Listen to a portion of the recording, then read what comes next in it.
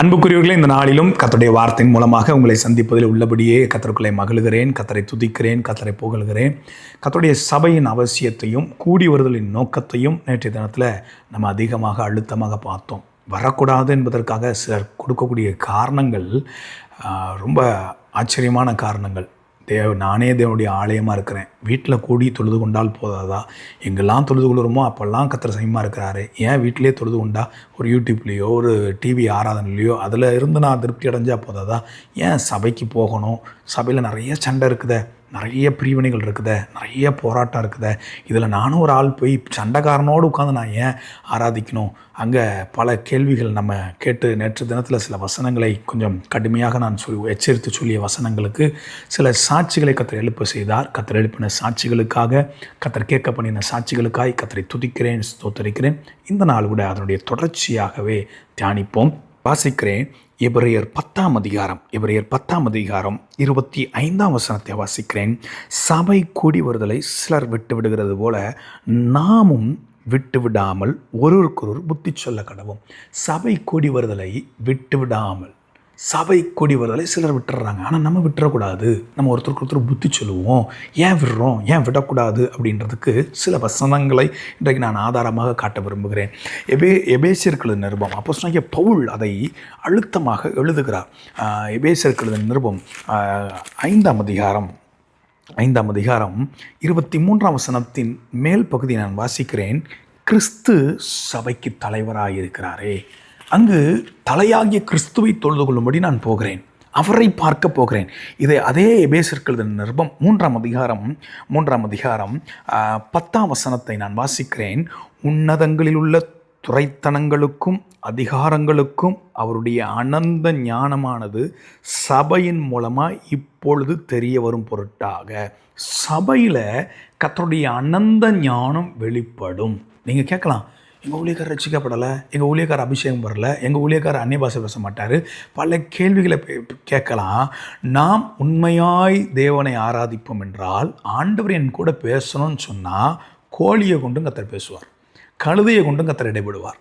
எவரை கொண்டும் கர்த்தர் தம்முடைய ஜனத்திற்கு கர்த்தருடைய வார்த்தையை கொடுப்பதற்கு ஆண்டவர் போதுமானவராக இருக்கிறார். பேசக்கூடிய நபரை காரணம் காட்டிவிடக்கூடாது என்பதிலே ரொம்ப தெளிவாக இருக்க வேண்டும். இவங்க அப்படி, அவங்க அப்படி, அவங்க கேரக்டர்ஸை, அவங்க பர்சனல் வாழ்க்கையை வச்சு வேத வசனத்தை பேசும்போது நம்ம அதுக்குள்ளே நுழையாது இருப்பது நமக்கு ஒரு ஆசீர்வாதத்தை கொண்டு வரும். நான் எச்சரிப்போடு கூட சொல்லுகிறேன். சபையில் அனந்த ஞானம் அது எப்படி வெளிப்படுமா? அவர் அதிகமாக செபிக்கிறார். 15 வசனத்தில் சொல்லும்போது, அதே 3 அதிகாரம் எபேசியர்கள் நிருபம் 3 அதிகாரம் 15 வசனம், நம்முடைய கர்த்தராயிருக்கிற இயேசு கிறிஸ்துவினுடைய பிதாவை நோக்கி முழங்கால் படியிட்டு நீங்கள் அவருடைய ஆவியினாலே உள்ளான மனுஷனில் வல்லமையாய் பலப்படவும். நான் என்னுடைய உள்ளான மனுஷனில் பலப்படுகிறதற்கு நான் சபைக்கு போக வேண்டும். முதல் காரணம் என் ஆவிக்குரிய வாழ்க்கை. ஏன் நான் வீட்டிலேருந்து ஜெபிச்சேன், என் உள்ளான மனுஷன் பலப்பட்டு விடாதா? என் உள்ளான மனுஷனுடைய காரியங்கள் ஈடேறி விடாதா? நான் ஒன்று சொல்லுகிறேன், ஒரு சபையின் ஆராதனையில் நீங்கள் விரும்புகிற நபரும் வரலாம், நீங்கள் விரும்பாத நபரும் வரலாம். ஏன்னா எபிரேயர்கள் நிருபம் 10 அதிகாரம் எபிரேயர் 10 நம்ம வாசித்தோமே, அந்த வசனத்தின் மேலே 24 வசனத்தில் அன்புக்கும் நற்கிரியைகளுக்கும் நாம் ஏவப்படும்படி ஒருவரை ஒருவர் கவனிக்க வேண்டும். நீங்கள் வெளியில் பகையோடு இருந்து கொண்டு ஆராதனைக்கும் பகையோடு இருந்து தொழுது கொள்ளணும்னா அது சரி வராது. நான் உள்ளான மனுஷனில் ஈடேற வேண்டும் என்றால், ஒருவேளை என்னை அறியாமல் கசப்போ தெரிந்தோ தெரியாமலோ சில பாவங்கள் வெளியில் செய்தாலும் ஆலயத்துக்கு போகும்போது அவர்களை மனதார மன்னித்து நாம் கர்த்தரை தொழுது கொள்ள வேண்டும். உள்ளான மனிதன் பலப்படுவதற்காக ஒன்று சபைக்கு செல்ல வேண்டும். அடுத்த வசனம் 17 வசனம், விசுவாசத்திலே கிறிஸ்து உங்கள் இருதயங்கள் வாசமாயிருக்கவும் நீங்கள் அன்பிலே வேரூன்றி நிலைப்பட்டவர்களாகி. அன்புல வேரூன்றி நிலை நிற்க வேண்டுமா? உள்ளான மனிதன் பலப்படவும் நிலை நிற்கக்கூடிய ஆவிக்குரிய அனுபவம், நிலையான ஒரு அனுபவம் பெறுவதற்கு ஆராதனையை விட்டுவிடக்கூடாது. பொதுவாக அன்பு இருக்கிற இடத்துல தான் கண்டிப்பு இருக்கும். தகப்பன் தான் நேசிக்கிற புத்திரனை சிக்ஷிக்கிறது போல கர்த்தர் இடத்தில் அன்பு கூறுகிறாரோ அவனை கடிந்து கொண்டு சிக்ஷிக்கிறார். சபையின் மூப்பர்கள், போதகர்கள், தீர்க்கதரிசிகள், ஊழியர்கள் என்னை கடினமாக நடத்துகிறாங்கன்னு சொல்லி நீங்கள் நினைக்கலாம். வேத வசனம் கட்டளையே விளக்கு, வேதமே வெளிச்சம், போதக சிச்சையே ஜீவபலி. சிச்சித்து போதிக்கிற மனுஷன் பாக்கியவான். போதக சிச்சை நம்மளை ஜீவனுக்கு எதுவாக நடத்தும். கர்த்தருடைய சிச்சையை நீங்கள் அற்பமாக எண்ணாதீங்க. கர்த்தருடைய சிச்சையை நம்ம அலட்சியம் பண்ணக்கூடாது. எபிரேயர் 13ஆம் அதிகாரத்தில் இப்படியாக வாசிக்கிறோம், கர்த்தருடைய சிச்சையை வெறுக்கிறவங்க வேசியின் பிள்ளைகள் என்று சொல்லி வேதத்தில் வாசிக்கிறோம்.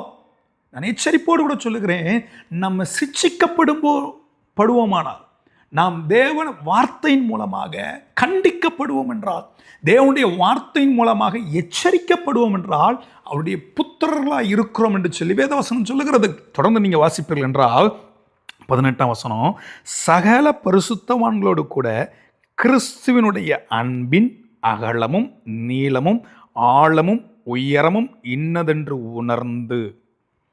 எப்படியா? அங்க இருக்கக்கூடிய எல்லாரும் பரிசுத்தவான்கள், அங்க இருக்கக்கூடிய எல்லாரும் கர்த்தருடைய ஜனங்கள். அவர்களோடு நான் கர்த்தரை தொழுது கொள்ளும் போது, அவர்களோடு கர்த்தரை ஆராதிக்கும் போது, அன்பின் அகலம், யாருடைய அன்பின் அகலம்? கிறிஸ்துவின் அன்பின் அகலம், கிறிஸ்துவின் அன்பின் நீளம், கிறிஸ்துவின் அன்பின் ஆழம், கிறிஸ்துவின் அன்பின் உயரம் இன்னதென்று உணர்ந்து கொள்வதற்கு. பரிசுத்தவான்களோடு கர்த்தரை ஆராதிக்க செல்வம் என்றால், கர்த்தருடைய அன்பை உணர்ந்து கொள்ளக்கூடிய கிருபையை உள்ளான மனிதன் பலப்பட கர்த்தர் கிருபை தருவார். வேறொன்று நிலை நிற்கக்கூடிய அனுபவத்திலே கர்த்தர் உதவி செய்வார். அது மாத்திரமல்ல, பரிசுத்தவான்களோடு கர்த்தரை ஆராதிக்கும் போது நாம் அன்பின் ஆழம் நீளம் உயரம் இன்னதென்று கூடிய உணர்வின் இருதயத்தை கர்த்தர் நமக்கு தருவார். 19ஆம் வசனம், அறிவு கட்டாத அன்பை அறிந்து கொள்ள வல்லவர்களாகவும் தேவனுடைய சகல பரிபூர்ணத்தாலும் நிறையப்படவும் அவர் தமது மகிமையினுடைய ஐஸ்வர்யத்தின்படியே உங்களுக்கு அனுக்கிரகம் பண்ண வேண்டும் என்று வேண்டிக் கொள்ளுகிறேன். நாம் வேண்டிக் கொள்ளுகிறதற்கும் நினைக்கிறதற்கும் மிகவும் அதிகமாய் நமக்குள் கிரியை செய்கிற வல்லமையின்படியே நமக்கு செய்ய வல்லவராயிருக்கிற அவருக்கு சபையிலே கிறிஸ்து இயேசுவின் மூலமாய் தலைமுறை தலைமுறைக்கும் சதா காலங்களிலும் மகிமை உண்டாவதாக ஆமேன் என்று சொல்லி 3ஆம் அதிகாரத்தை முற்றுப்புள்ளி வைக்கிறார். அப்படி சொல்லிட்டு தான் 4ஆம் அதிகாரத்தில் சொல்லுகிறார், நான் உங்களுக்கு புத்திமதி சொல்கிறேன்ப்பா. சபையில் பிரிவுகள் இருக்குது. 4ஆம் அதிகாரத்தில் அந்த சபையில் என்னென்ன பிரச்சனை, இந்த சபை சாதாரண சபை இல்லை. நான் ஏற்கனவே ஒரு சில பிரசங்கத்தில் சில நாட்களுக்கு முன்பாக நீங்கள் கேட்டிருப்பீங்க, துஷ்ட மிருகம் இந்த சபை குறித்து அப்போஸ்தலனாகிய பவுல் 1 கொரிந்தியரின் புத்தகத்திலே 15ஆம் அதிகாரம் 32ஆம் வசனத்தில் அழுத்தமாக துஷ்ட மிருகம் என்று சொல்லுகிறார். தெய்வம் எபேசு சபைக்கு எழுதின வெளிப்படுத்தல் எழுதின அந்த கடிதத்தில் எபேசு சபையை குறித்து சொல்லும்போது, பின்மாற்றம் நிறைந்த ஒரு சபை, அன்பிலே பூர்ணப்படாத ஒரு சபை, ஆதியில் கொண்டிருந்த அன்பை விட்ட சபை, தேவன் அங்கலாய்க்கிறார். துஷ்ட மிருகம் என்று சொல்லி பவுல அங்கலாய்க்கிறார். ஏனென்றால் இவர்களுடைய கூடி வருதலில் பொய் இருந்தது. ஆவியானவரை எபேசர் 4:30 மீட்கப்படும் நாளுக்கென்று கர்த்தருடைய ஆவியை துக்கப்படுத்துகிற ஒரு சபையாக இருந்தது. ஆனால் அதை மையப்படுத்தி தான் பவுல் ஆராதனை ஏன் கூடி வரணும், எதற்கு கூடி வரணும், 21ஆம் வசனம் அழகாக இப்படி தான் முடிக்கிறார்.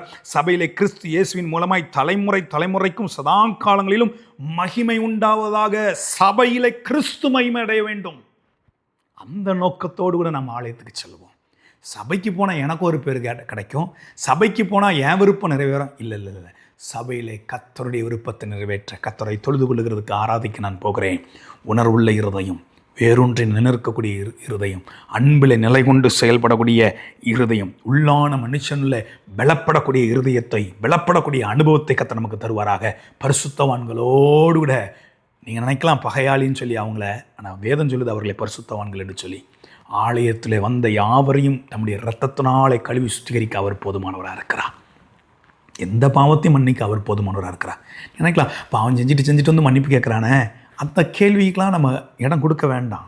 நீங்கள் ஆலயத்துக்கு போங்க, மற்றவங்க வாழ்க்கையை பார்த்து உங்கள் ஆசீர்வாதத்தை நீங்கள் இழந்துடாதீங்க. எச்சரிப்போடு கூட சொல்லுகிறேன். கண்களை மூடி தொடர்ந்து நாளைக்குரிய காரியங்களை பார்ப்போம். கண்களை மூடி ஜெபிப்போம். தகப்பனே, நன்றியோடு கூட துதிக்கிறேன், நான் ஸ்தோத்திரிக்க ராஜா. இந்த நாளிலும் கர்த்தருடைய வார்த்தையை அன்போடு கூட ஏற்றுக்கொண்ட ஒவ்வொரு உள்ளங்களுக்காய் துதிக்கிற ராஜா. இவர்கள் உள்ளான மனிதன் வல்லமையாய் பலப்படுகிறதற்கு சபையில் அனந்த ஞானம் வெளிப்படும் என்று சொல்லி நாங்கள் பார்க்கிறோமே. சபையில் அனந்த ஞானம், தேவ அன்பின் அகலம் ஆழம் நீளம் உயரம் இன்னதென்று அறிந்து கொள்ளுகிறதற்கு உதவி செய்யுமே. சபையில் அனந்த ஞானம் வேரூன்றி நிலைநிற்க செய்யக்கூடிய அனுபவத்தை கொடுக்குமே. சதா காலங்களிலும் கர்த்தருக்கு மகிமை உண்டாவதாகின்ற புகழ் மாத்திரம் அங்கு இருக்க வேண்டும் என்ற அந்த உணர்வை நீர் கொடுத்தீர். சபைக்கு கிறிஸ்து தலையாய் இருக்கிறீர் என்ற உணர்வை கொடுத்திருக்கிறீர். எல்லா கணம் மகிமை துதி புகழ் உமக்கே செலுத்துகிறேன். அந்த உணர்வோடு கூட எங்களை நடத்துங்க. இயேசுவின் மூலம் பிதாவே, ஆமென்.